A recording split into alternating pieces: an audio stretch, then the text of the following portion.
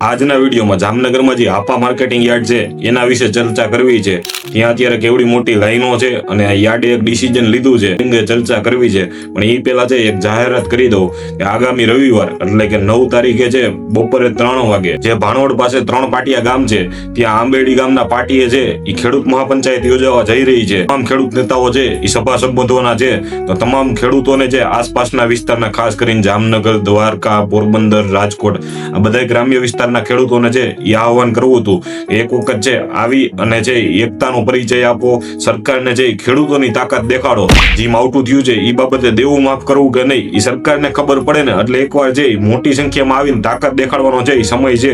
હવે છે મૂળ મુદ્દા ઉપર આવું કે જામનગરમાં જે હાપા માર્કેટિંગ યાર્ડ છે ત્યાંનો એક પરિપત્ર છે વાયરલ થયો છે સોશિયલ મીડિયામાં। પરિપત્રમાં એવું લખ્યું છે કે 20 થી 30 ટોકન જ છે એ આપવામાં આવશે મગફળી માટે, મતલબ છે 20 થી 30 ગાડીઓને છે પ્રવેશ આપવામાં આવશે। અમુક નિશ્ચિત સમયગાળામાં જે ગાડીઓ આવે એમાંથી 30 ગાડીઓને ટોકન દઈ અને એને જ અંદર લેવામાં આવશે, બાકી કોઈ ગાડીઓને જે અંદર લેવામાં નહીં આવે। ઉપરાંત બીજો પોઈન્ટ હું લખ્યો છે ને એ પણ ખાસ વાંચો। એ ઉપરાંત એ લખ્યું છે કે પાલ ભરીને કોઈ આવવું નહીં, મતલબ જો તમે પાલ વાળી ગાડી લઈને આવશો તો તમારે પાલ છે ત્યાં વેચવા દેવામાં નહીં આવે, એની બદલે તમારે પાલને છે એ બોરીમાં ભરી અને પછી ત્યાં યાર્ડે રાખવાનો રહેશે।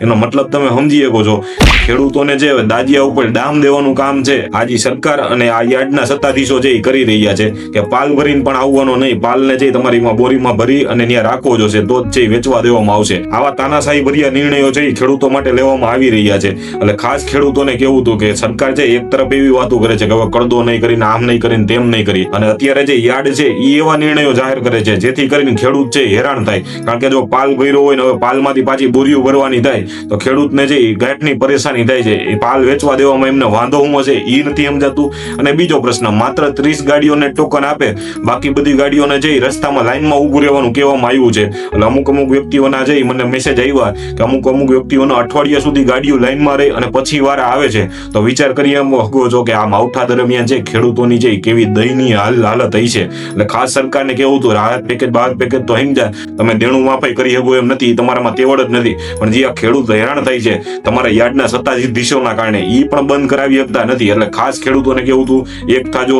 જામનગરમાં જ અત્યારે આવો નિર્ણય આવી ગયો છે, એક તો ઉપર છે ખેડૂત મહાપંચાયત બોલાવી છે છતાં પણ જો યાર્ડવાળા છે આવા નિર્ણયો લેતા હોય તો જો ખેડૂત મહાપંચાયત ન થતી હોત તો કેવા નિર્ણયો લેત ને ખેડૂત માટે એ તમે બધા સમજી શકો છો। એટલે ખાસ જનતાને કેવું હતું જાગજો, ખેડૂતોને કેવું હતું જાગજો, અને ખેડૂત નેતાઓ સુધી આ મેસેજ પહોંચાડવો હતો કે જામનગર યાર્ડમાં જે સત્તાધીશો છે એ ખેડૂતો સાથે આવો અન્યાય કરી રહ્યા છે તો તમામ નેતાઓ છે આ મુદ્દે જે ખેડૂતો માટે અવાજ ઉઠાવે એવી એક માંગણી હતી।